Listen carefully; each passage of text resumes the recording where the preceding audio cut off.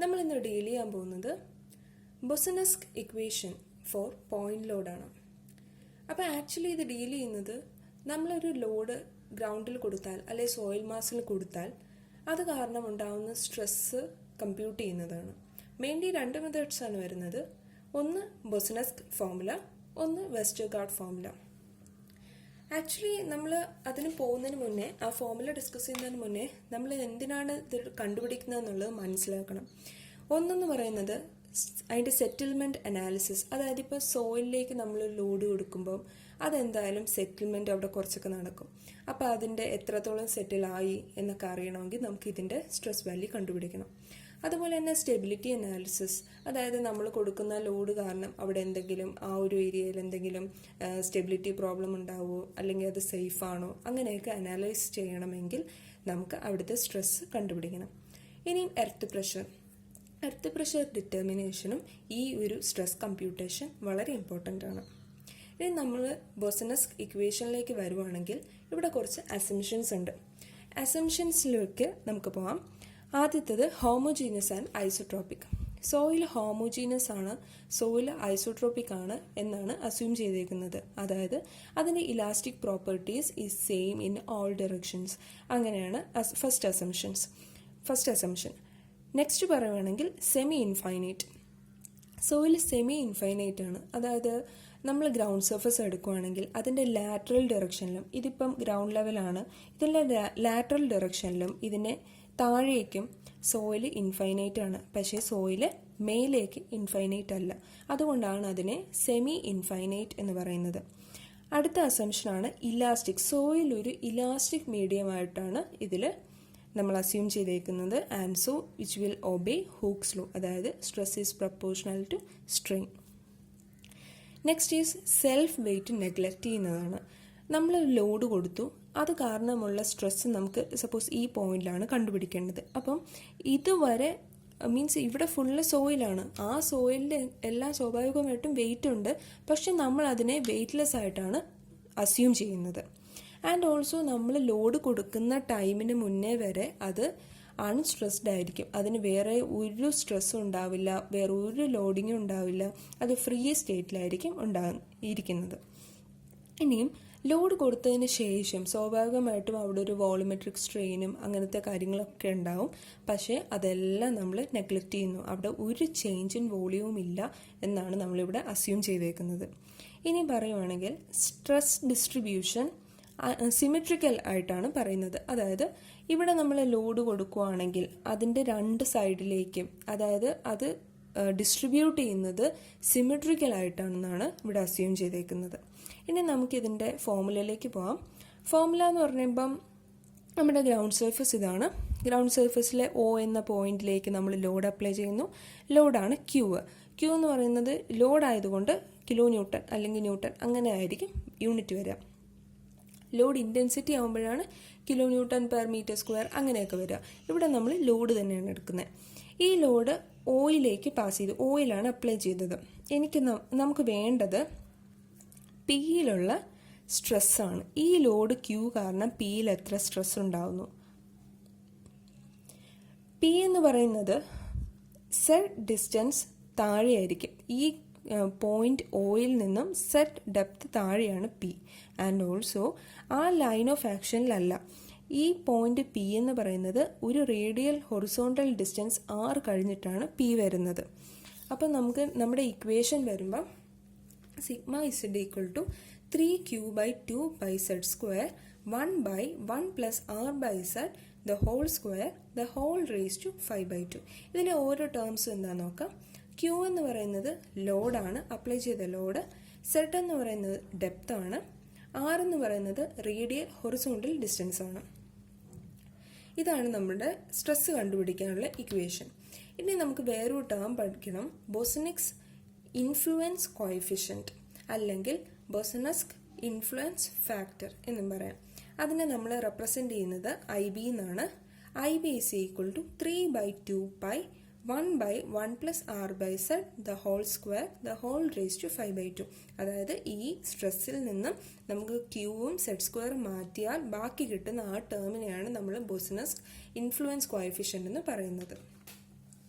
ഇനിയും ഈ ഇൻഫ്ലുവൻസ് കോഎഫിഷ്യൻറ്റും അതായത് ഐ ബിയും ആർ ബൈ സെഡും കൂടെ നമ്മൾ ഒരു ഗ്രാഫ് വരച്ചാൽ അവിടെ നമുക്ക് ആർ ബൈ സെഡ് 0 ആവുന്ന കേസിൽ ഐ ബിയുടെ വാല്യൂ 0.477 എന്ന് കിട്ടും. അത് നമുക്ക് ഈ ഇക്വേഷനിൽ നിന്ന് തന്നെ കിട്ടും. അതായത് ആർ ബൈ സെഡിന് 0 കൊടുത്തു കഴിഞ്ഞാൽ ബാക്കി എന്താ 3/2π, അതിൻ്റെ വാല്യൂ ആണ് 0.477. ഇതാണ് ഐ ബിയുടെ മാക്സിമം വാല്യൂ. ഇനി നമുക്കൊരു കേസ് നോക്കാം. ഇവിടെ ഇപ്പം 6 ആവുന്ന കേസ് എന്ന് പറഞ്ഞാൽ എന്താ, പി എന്ന് പറയുന്നത് കറക്റ്റ് ആ ക്യൂ നമ്മൾ ലോഡ് കൊടുത്തില്ലേ അതേ ലൈൻ ഓഫ് ആക്ഷനിൽ വരും. ഇവിടെ ഏകദേശം ഇവിടെ ആയിട്ട് ഈ ലൈനിൽ തന്നെ വരും. ഈ കേസ് എന്ന് പറഞ്ഞാൽ 6 ആയിരിക്കും. 6 ആകുമ്പോൾ എന്താ സംഭവിക്കുക, ഈ ഇക്വേഷനിൽ നമ്മൾ നോക്കുവാണെങ്കിൽ ഈ ടേം ഫുൾ അങ്ങ് 1 ആയി പോകും. കാരണം എന്താ, R by Z 0, 1/1 + 0 the whole square അതൊക്കെ ചെയ്ത് വരുമ്പോൾ 1 എന്ന് തന്നെ വരും. നമുക്ക് ബാക്കി എന്താ വരിക, 3/2πz². നമുക്കറിയാം 3/2πയുടെ വാല്യൂ 0.477 ആണ്. അതുകൊണ്ട് നമുക്ക് ആ ഇക്വേഷനെ ഇങ്ങനെ എഴുതാം. ഈ കേസ് വരും σz കണ്ടുപിടിക്കാനുള്ള ഒരു ചെറിയ ഷോർട്ട് കട്ട് എന്ന് വേണമെങ്കിൽ പറയാം. ഇതാണ്. ഇത് കാണാതെ പഠിക്കണം എന്നൊന്നുമില്ല. നമുക്ക് ജനറൽ ഇക്വേഷൻ ഉണ്ടെങ്കിൽ അതിൽ തന്നെ സബ്സ്റ്റിറ്റ്യൂട്ട് ചെയ്ത് ചെയ്യാവുന്നതേ ഉള്ളൂ.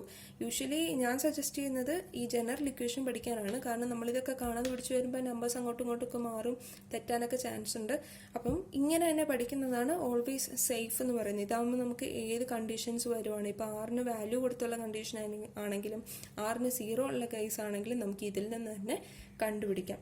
ഇനി നമുക്കൊരു പ്രോബ്ലത്തിലേക്ക് പോകാം. A concentrated load of 100 kN is applied at ground surface. Compute the vertical pressure. രണ്ട് സബ് ക്വസ്റ്റ്യൻസ് ഉണ്ട്. At depth of 4 meter below the surface at a distance of 3 meter at same depth. അപ്പം നമുക്ക് first പാർട്ടിലേക്ക് പോകുമ്പം first party പറയുന്നത് 4 meter below the surface, സർഫസിന് താഴേക്ക് 4 മീറ്ററിലെയാണ് നമ്മുടെ point എന്നാണ് പറയുന്നത്. അപ്പം ഫിഗർ വരയ്ക്കുമ്പം ക്യൂ ഉണ്ട്. ക്യൂ എന്താ 100 kN ആണ്. പി എന്ന് പറയുന്ന പോയിന്റ് 4 മീറ്റർ താഴെയാണ്. എന്നാൽ നമുക്ക് ഇക്വേഷനിലേക്ക് പോകാം.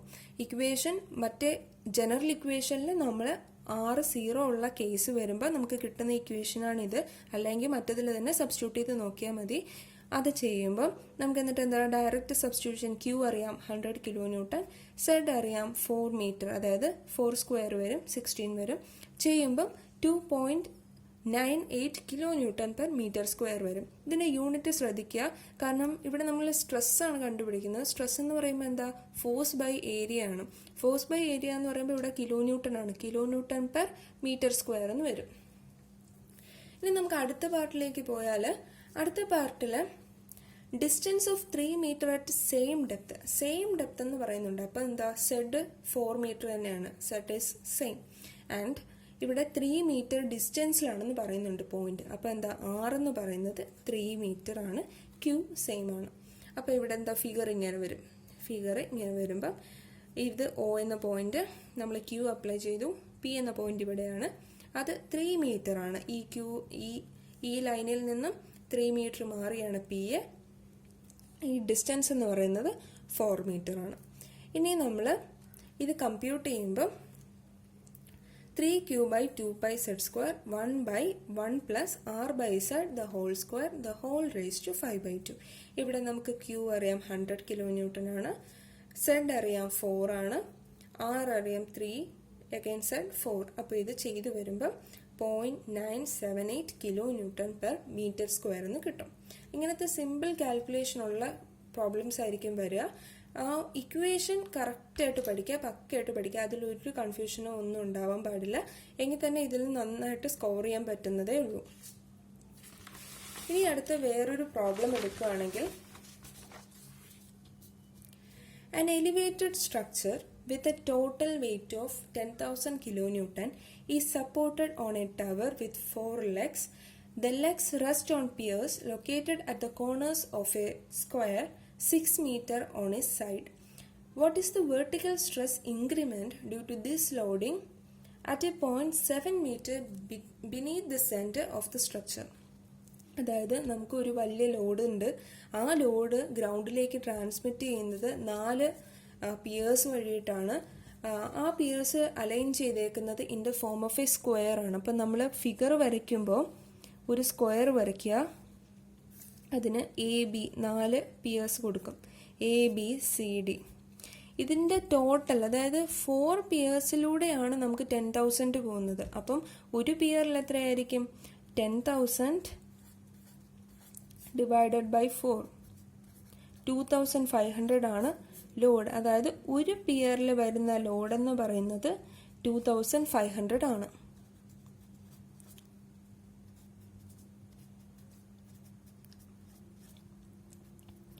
ഇനി പറയുന്നുണ്ട് നമുക്ക് എവിടത്തെയാണ് കണ്ടുപിടിക്കേണ്ടത്. 7 metre beneath the centre of the structure. ഈ ഒരു സ്ട്രക്ചർ ഇങ്ങനെ നിൽക്കുക.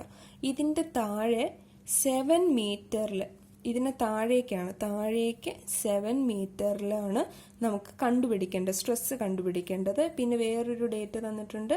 6 മീറ്റർ ആണ് സ്ക്വയറിൻ്റെ സൈഡ്. അപ്പം ഇവിടെ നമുക്ക് മനസ്സിലായത് വെച്ച് ആദ്യം നമുക്ക് സെഡിൻ്റെ വാല്യൂ എഴുതാം. സെഡിൻ്റെ വാല്യൂ എത്ര? 7 മീറ്റർ. അതിൽ ഡൗട്ടൊന്നും വരരുത്. കാരണം നമുക്ക് പോയിന്റ് എന്ന് പറയുന്നത് ഈ ഒരു സ്ട്രക്ചറിൻ്റെ താഴോട്ട് 7 മീറ്ററിൻ്റെ അവിടുത്തെയാണ് നമുക്ക് സ്ട്രെസ് കണ്ടുപിടിക്കുന്നത്. അപ്പം സെഡ് എന്ന് പറയുന്നത് 7. ഇനി 6 ആണ് പ്രശ്നം. 6 നമുക്ക് എങ്ങനെ കണ്ടുപിടിക്കാം? 6 എന്ന് പറഞ്ഞാൽ നമ്മൾ എന്താ പറഞ്ഞാൽ റേഡിയൽ ഹൊറിസോണ്ടൽ ഡിസ്റ്റൻസ് ആണ്. അപ്പം ഈ പോയിന്റിലേക്ക് ഓരോ പിയറിൻ്റെ അവിടെ നിന്നും റേഡിയൽ ഡിസ്റ്റൻസ് വരും. അതായത് ഇപ്പം നമ്മൾ ഇതെടുക്കുവാണെങ്കിൽ ഇതാണ് 6 എന്ന് പറയുന്നത്. ഈ 6ന്റെ വാല്യൂ നമുക്ക് എങ്ങനെ കണ്ടുപിടിക്കാം? പൈതഗോറസ് തിയറം യൂസ് ചെയ്താൽ പോലെ. അതായത് ഇത് 6 മീറ്റർ ആണ്. അപ്പോൾ ഇത് എത്ര ആയിരിക്കും? 3. ഇതും 3. അപ്പോൾ 6 എന്ന് പറയുന്നത് എന്താ? √3² + 3² √18 എന്ന് വരും. ഇനി നമുക്ക് √18 കിട്ടി. ഇനി നമുക്ക് കണ്ടുപിടിക്കേണ്ടത് സ്ട്രെസ്സിന്റെ ഇക്വേഷൻ. മീൻസ് നമുക്ക് ഡയറക്റ്റ് സബ്സ്റ്റിറ്റ്യൂട്ട് ചെയ്യാം. Sigma z = 3q by 2πz², 1 by 1 plus r by z the whole square, the whole raised to 5/2. ഇവിടെ നമുക്ക് ക്യൂ അറിയാം. ക്യൂ എന്ന് പറയുന്നത് ഒരിക്കലും ടോട്ടൽ ലോഡ് എടുക്കരുത്. കാരണം നമുക്കറിയാം ഇത് 4 പിയറിലൂടെയാണ് പാസ് ചെയ്യുന്നത്. അപ്പോൾ ഒരു പിയറിൽ എത്ര വരും? 2,500 വരുള്ളൂ. അപ്പം നമുക്ക് ആദ്യത്തെ, ഇപ്പം വിത്ത് റെസ്പെക്ട് ടു ഡി ആണ് നമ്മൾ കണ്ടുപിടിക്കുക. അപ്പം ഡി ആദ്യം എടുത്തു. 3 × 2,500 ഡിവൈഡഡ് ബൈ 2π. സെഡ് എത്രയാണ്? 7². 1 by 1 plus √18/7 the whole square, the whole raised to 5/2. ഇത് ചെയ്ത് വരുമ്പം ഒരു ആൻസർ കിട്ടും. ഏകദേശം ഒരു 11 point സംതിങ് കിട്ടും. ഇത് നമ്മൾ കണ്ടുപിടിച്ചത് ഒരു പിയറിലെയാണ്. ഇതുപോലെ നമുക്ക് എത്ര പിയറുണ്ട്? 4 പേരുണ്ട്. അപ്പോൾ total stress is equal to 4 × sigma z with respect to any of the pier. നമ്മളിപ്പോൾ കണ്ടുപിടിച്ച ഡി ആണ്. അപ്പം 4 × 11. ഇപ്പം നമ്മൾ ഇത് ആക്ച്വലി ഞാൻ ഇപ്പോൾ ചെയ്തില്ല. 11 point ആണ് ആൻസർ വരിക. ഇപ്പം നമ്മൾ സപ്പോസ് 11 എന്ന് എടുക്കുക. ജസ്റ്റ് മനസ്സിലാക്കാൻ വേണ്ടിയിട്ട് 11 എന്ന് എടുക്കുക. അപ്പം ഈ 11 ഒരു പിയറിൻ്റെയാണ്. ഇനി നമുക്ക് ഇതുപോലത്തെ എത്ര എണ്ണം ഉണ്ട്? 4 പിയറുണ്ട്. അപ്പം ടോട്ടൽ സ്ട്രെസ് എന്ന് പറയുന്നത് 4 × 11, അതായത് 44 kN/m² ആണ്. ഇങ്ങനത്തെ ക്വസ്റ്റ്യൻസ് വരുമ്പം ആകെ ഒരു ഡിഫറൻസ് എന്ന് പറയുന്നത് നമ്മൾ ലോഡ് കറക്റ്റായിട്ട് ഡിവൈഡ് ചെയ്ത് കൊടുക്കണം. ഇതിലിപ്പോൾ ഈക്വലി ഡിവൈഡഡ് എന്നാണ് പറയുന്നത്. അതുകൊണ്ടാണ് നമ്മളിതിനെ ടോട്ടൽ ഡിവൈഡഡ് ബൈ 4 ചെയ്ത് ഓരോ പിയറിലും 2,500 kN ആയിട്ട് കൊടുത്തത്. ഇപ്പോൾ അത് അൺഈവൻ ആയിട്ട് വരുവാണെങ്കിൽ അത് അങ്ങനത്തെ കേസുണ്ട്. യൂഷ്വലി ഇങ്ങനത്തെ തന്നെ മീൻസ് ഈക്വൽ ആയിട്ട് ഡിസ്ട്രിബ്യൂഷൻ ആയിരിക്കും വരിക. ഇതിപ്പോൾ ഈ ഷേപ്പ് തന്നെ വരണം എന്നില്ല. ഇതിപ്പോൾ മീൻസ് ട്രയാങ്കിൾ വരാം, റെക്റ്റാങ്കിൾ വരാം.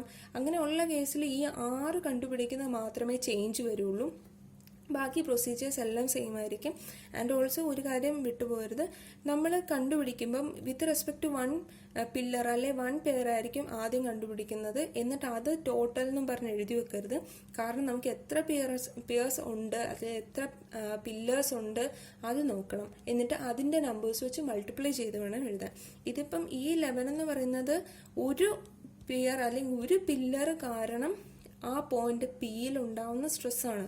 അതുപോലെ നമുക്ക് എത്ര എണ്ണം ഉണ്ടോ അത്രയും വെച്ച് മൾട്ടിപ്ലൈ ചെയ്താൽ മാത്രമേ നമുക്ക് ടോട്ടൽ സ്ട്രെസ് കിട്ടുള്ളൂ.